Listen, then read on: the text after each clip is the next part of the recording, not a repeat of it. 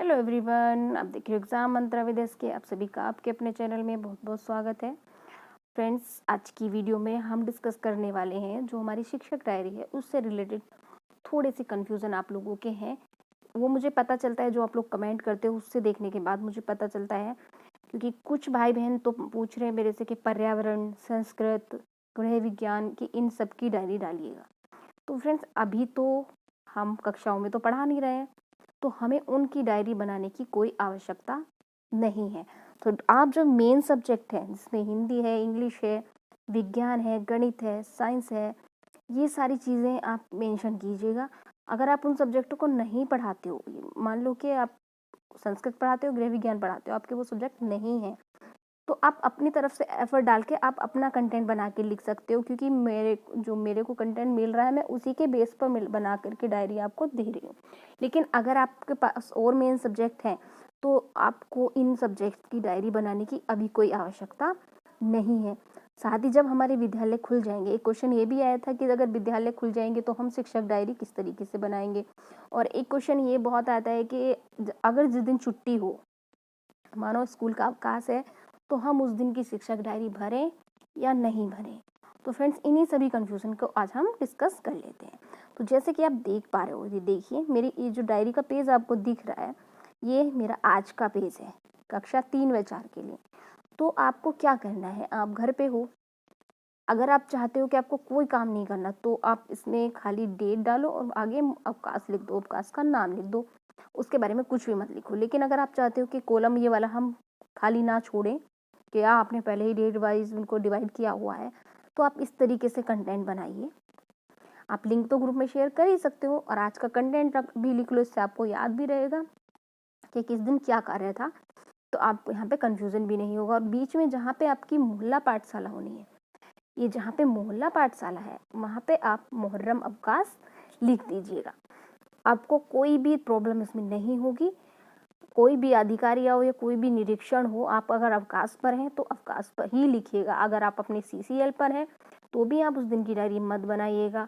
आपका कोई भी अवकाश है, पर्सनली ये हमारी यूज़ की चीज़ें हैं, अगर हम इस दिन भी काम करने लगे तो आप समझ ही सकते हो कि क्या हालत हम लोगों की हो जाएगी। तो प्लीज़, आप जिस दिन आप सीसीएल पर हो, या आप मेडिकल पे हो, या आप किसी भी अवकाश पर हो, किसी भी तरीके के अवकाश पर हो, तो आप उस दिन की शिक्षक डायरी मत बनाइएगा। तो दोस्तों, ये तो हो गया हमारा हॉलीडे वाले दिन की शिक्षक डायरी बनाने के ऊपर डिस्कशन। एक क्वेश्चन और था कि जब हमारे विद्यालय खुल जाएंगे तो हम डायरी किस तरीके से बनाएंगे।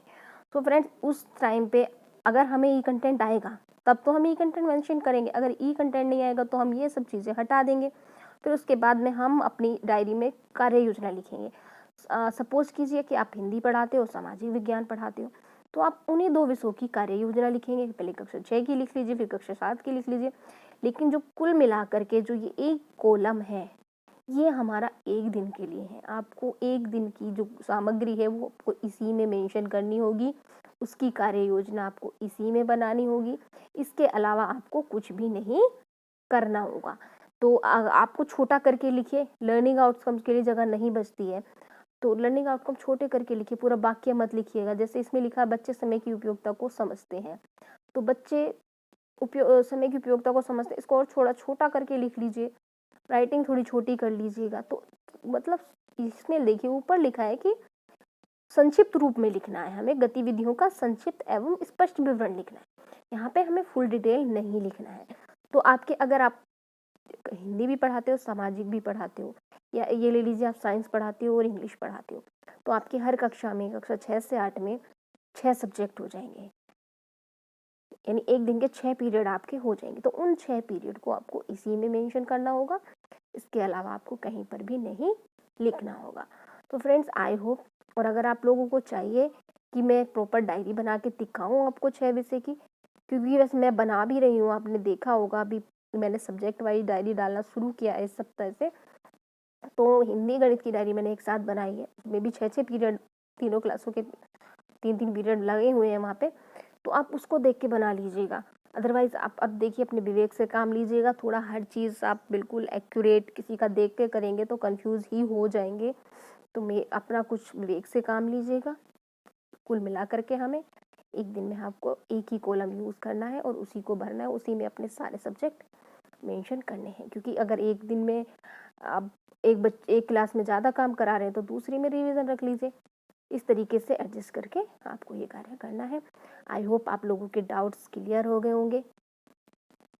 अगर आप और कोई कन्फ्यूज़न है तो आप मुझे कमेंट करके बताइएगा, मैं आपके कन्फ्यूज़न दूर करने का प्रयास करूँगी जितनी भी मुझे नॉलेज है, क्योंकि मैं भी सीख ही रही हूँ। मैं भी कोई इतनी परफेक्ट नहीं हूँ कि मेरे को हर चीज़ पता है, लेकिन मेरे स्तर से मुझे जितनी भी चीज़ें पता हैं, और अगर मैं कुछ गलत बताती हूँ तो आप कमेंट करके मुझे सजेशन दीजिए, मैं भी अपनी डायरी में उसका सुधार करूँगी।